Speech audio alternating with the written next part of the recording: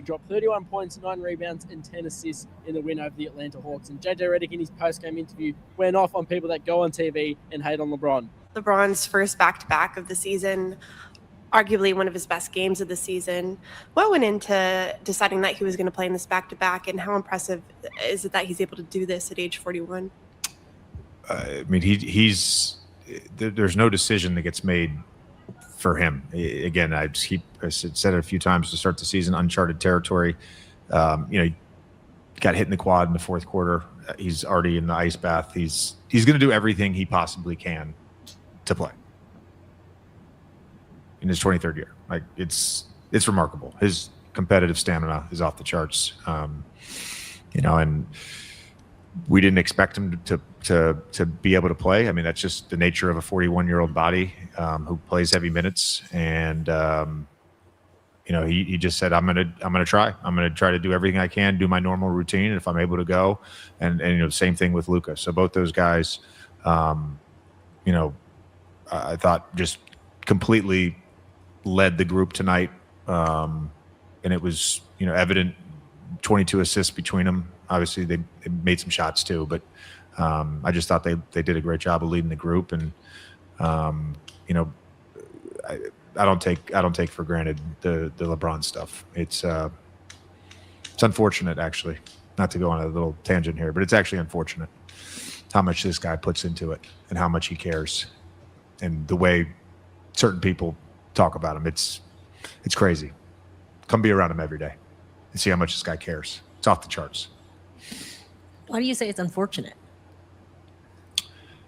Because that's the nature of envy. It's the nature of envy. And, you're not going to get it. You're not going to get a click. You're not going to get a response by saying something nice about somebody, by acknowledging someone's greatness, by acknowledging how much they care and how much they work and how much they've accomplished and continue to accomplish and continue to go after something. I mean, you got to say something bad about him. You got to go on TV and knock him. You got to go read into, he did this pregame and he did this. It's all just nuts. Be around him every day. He's unbelievable. 41 years old, second leg of the back-to-back, arguably one of your best games of the season. JJ Redick said that he finds it really unfortunate that anybody questions you. Yeah. Does that bother you? I mean, it's my life. It's been like that for quite a while now. So, I just hope that, once I'm done, that I've made an impact for the people that follow my career and watch me, my fans that's, been locked down with me for over 23 years since I kind of started this journey as a high school freshman, I will say. So that's all that matters is my crew that's been with me, and everything else doesn't matter. Welcome back to the channel, We the People TV, where the streets talk and we listen. Need y'all to like, share, subscribe, and hit that notification bell, especially if you're new to the channel. So we got LeBron James responding back to the criticism that he was receiving from a lot of people. Give me 1 second. Give me 1 second. Yeah, I won't call him bald this time, but I will be pointing out, because I know a lot of y'all have this delusion in your head that anytime you criticize someone or you give a film session to show that, hey, this person may or may not be getting back on defense. What is that on my lip? Oh, toothpaste. This person may or may not be getting back on defense. And you show a film of this person not getting back on defense, and then you hear media pundits, now the excuse is, well, hell, he's old. He's not supposed to get back on defense. He's old, or he can't play defense because he's old. I understand you not being able to move laterally like you used to be able to move. But if you can't get back on defense, then that lets me know it's time to take those sneakers and throw them motherfuckers across the line. Out there in the hood in LA, they say they got sneakers thrown across the power line. It's time to throw them sneakers across the power line if you can't run back on defense. Because there's a difference between what I'm saying. I said LeBron only cares about points so that he conserves energy so he don't run back on defense. See, LeBron don't want to do the grunt work no more. LeBron been leaking out for them fast breaks. See, you need players that can make it back on defense, ones that got actions like this. This axe done been worked.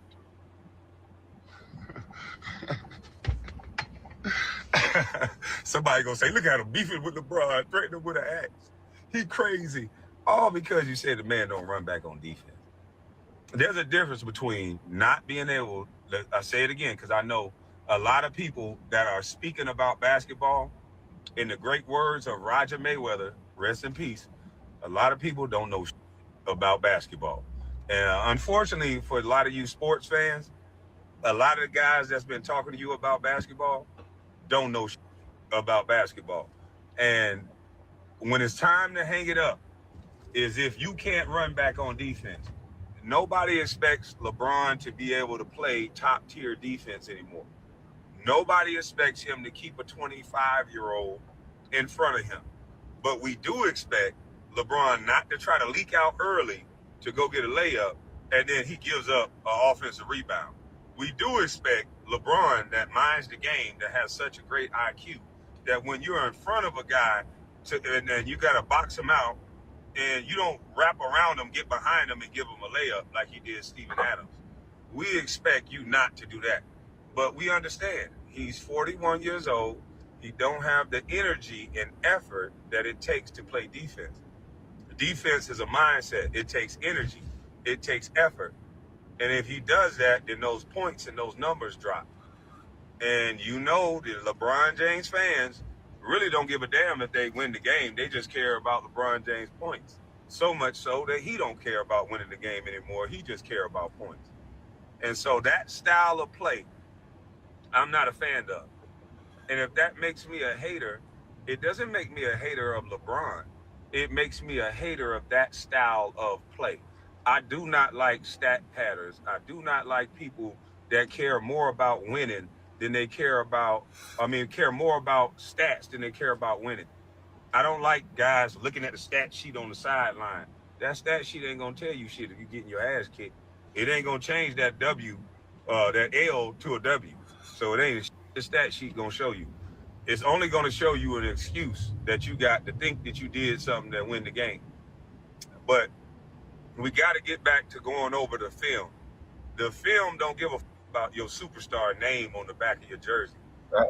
The film shows the ugly truth. The film don't like nobody. The film don't like niggas. They don't like nobody. A film session gonna show exactly who did what. And so that's why when I break down the game, I just show the film. Right. I don't care about bashing anybody. If you didn't run back, I say you didn't run back. And I don't sugarcoat it if it's LeBron or Luka.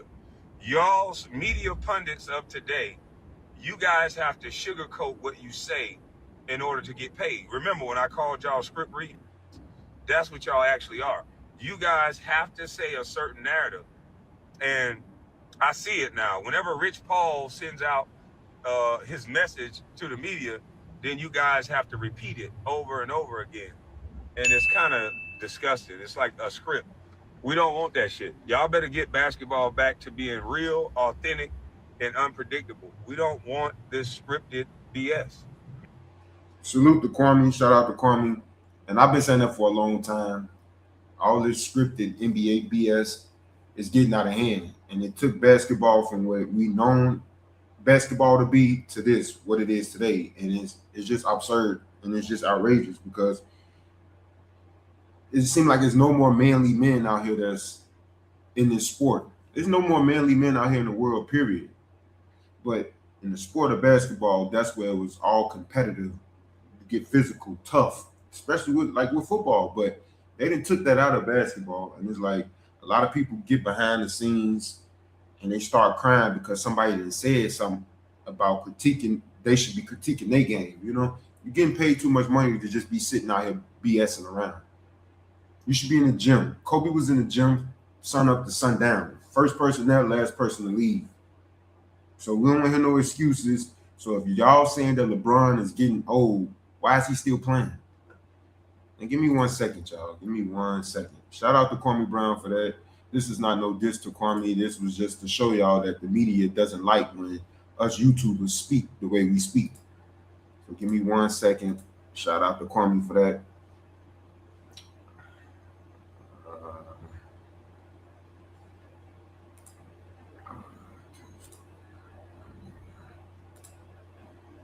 Ever doing a basketball game.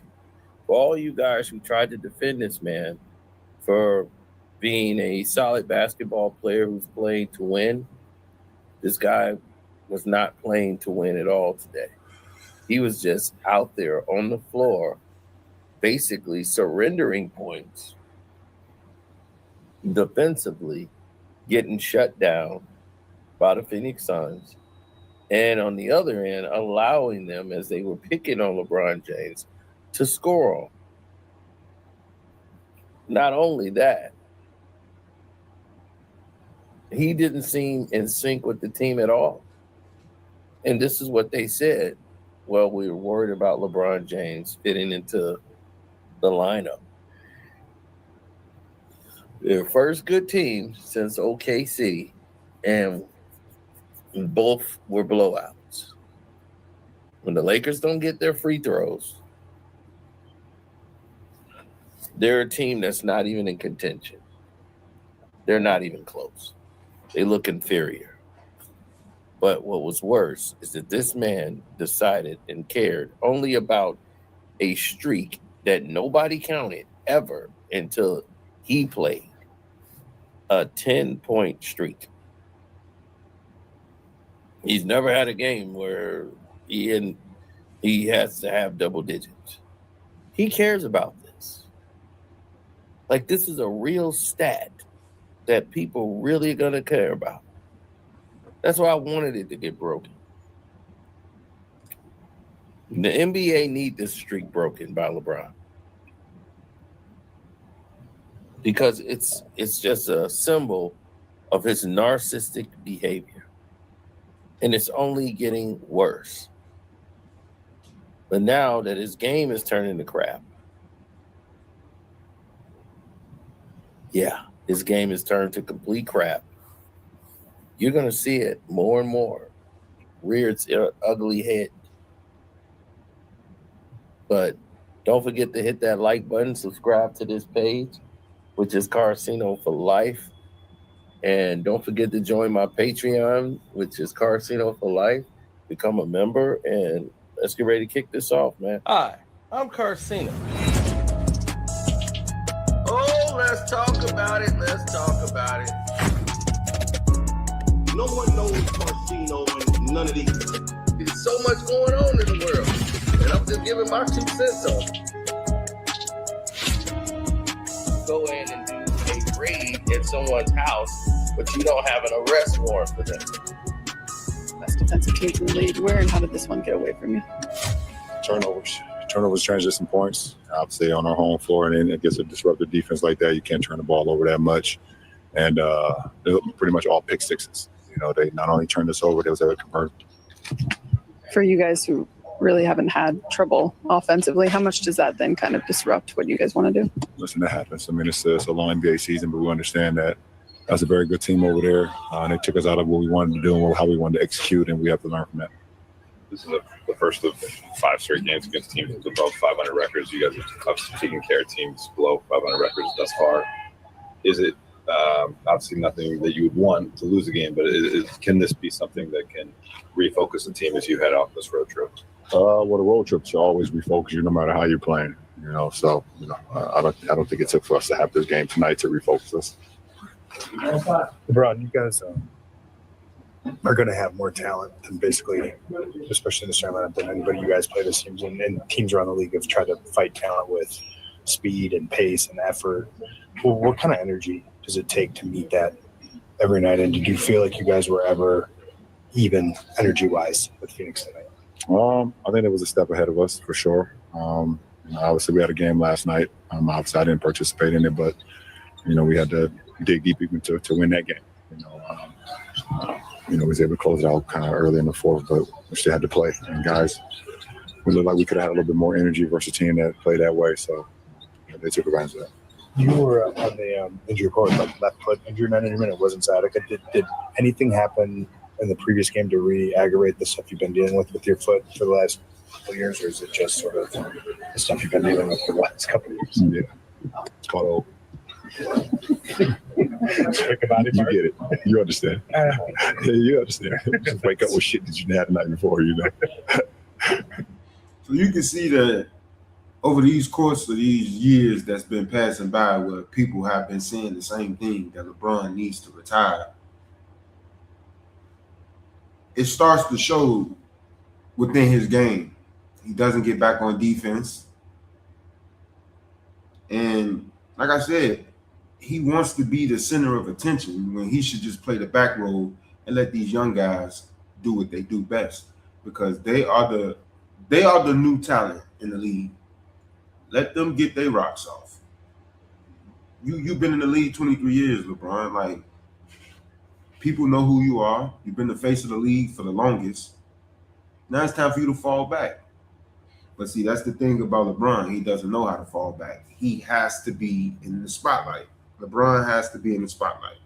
Is your role with this team in particular this season, when things are kind of stuck in the mud, is there an instinct to try to maybe buck what you're doing and get the ball back in your hands? Or, I mean, obviously Luka, and then carries a bigger load generally with this team. And is it kind of let that play out and then you go from there?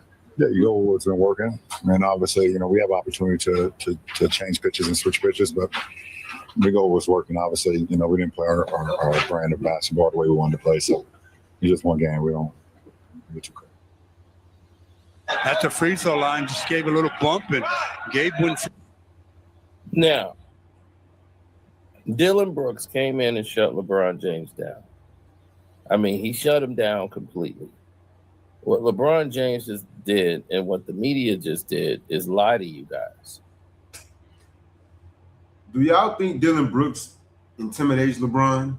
Because it seems like LeBron doesn't have good games when he's playing against Dylan Brooks. Y'all let me know in the comment section what y'all think about that.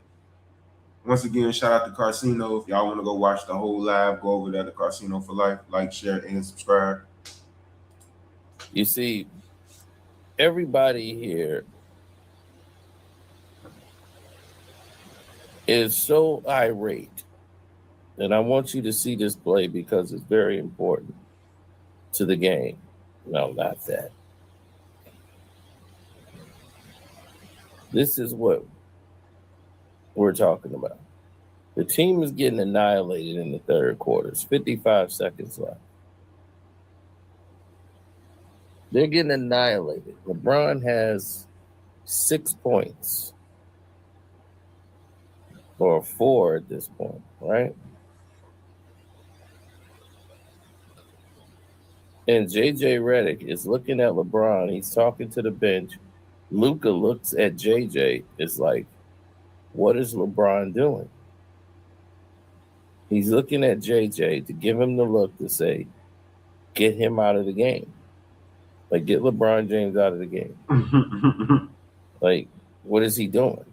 So Luka is looking at JJ Redick so that he can get on LeBron James, because LeBron is not playing basketball. He's just out there and he's talking to the bench. He's talking to the Phoenix Suns bench. Now, I'm going to point that out right there. Why is LeBron talking to their bench when they down? Look how much the Lakers is down. It's like, this is not hate. This is just pointing out certain things and it's key factors, and people just don't want to hear it, especially the LeBron fans. They don't want to hear nothing about their King James. They don't want to hear nothing bad about him. It's like, you can't say nothing about this man. You can't even speak on his game, because then they're gonna say, "Oh, but he could beat you." But it's like, damn, all I'm doing is breaking down, giving you the facts. I'm showing you what's going on, but they don't want to hear it. But this is what happens when you have people that look up to certain people in a certain way. Like, these are these people, heroes, they're idols. Like, they will cry if they see LeBron. They will cry tears of joy if they see LeBron, like, literally. And that's crazy. But shout out to Sino for pointing this out. and breaking this down. We're not gonna go over the whole live. Like I said, if y'all want to go watch the live, go over there to Casino for Life. But it's just like, it's sad that the NBA has turned to this. It's a mockery. It's a mockery. And for LeBron to be at the age he at, and he still feel like he needs to run the show, just tells you a lot. But y'all like, share, subscribe, and hit that notification bell. We the People TV.